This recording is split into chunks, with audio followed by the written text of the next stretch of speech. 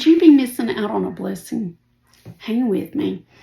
I have a confession to make, and it's going to sound a little silly, but you know how most of us can relate to somebody in the Bible?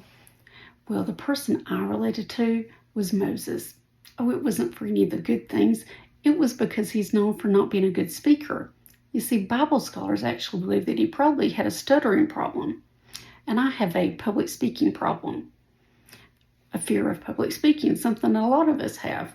Well, mine goes all the way back to 5th grade whenever I'm standing in front of the classroom and the teacher's in the back hollering, "I can't hear you. I can't hear you." Before it's over with, I have tears rolling down my face and I can't speak at all. Anyway, the fear of public speaking is a real thing for me, but God's helped me with that. Anyway, getting back to my point. God's recently pointed out to me that there's more ways than that I relate to Moses. You see, in Exodus 3:10, God basically tells Moses that he's going to send him to Pharaoh to demand the release of his people.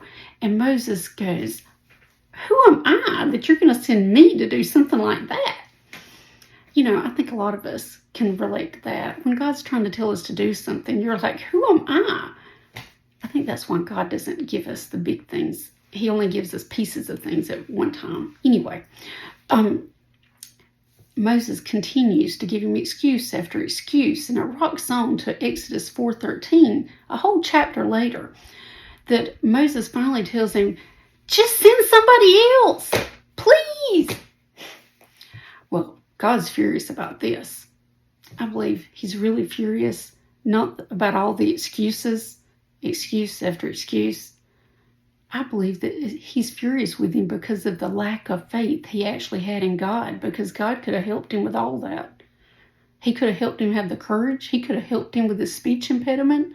He could have helped him. He could heal him. He could do all of it. Anyway, God agrees. He says, "Okay, how about your brother Aaron? I'll send him to do the talking for you. You're still going, but I'm going to send Aaron to do the talking for you." Anyway, the thing is, Moses missed out on the initial blessing that God intended for him. God had bigger plans for him, and Moses missed out on that. Could you be missing out on a blessing that God's intended for you? I know he's urged me to do things that I've missed out on. You see, his work will still get done, just like it still got done with Aaron doing the talking for him. God's work will still get done, but you will miss out on the blessing of not being the one to do it.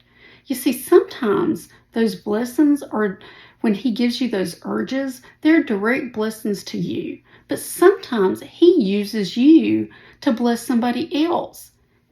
And that's an honor. That's a privilege. That's a blessing in itself.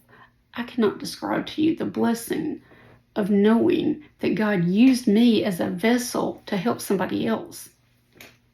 So, could you be missing out on a blessing? Is God urging you to do something?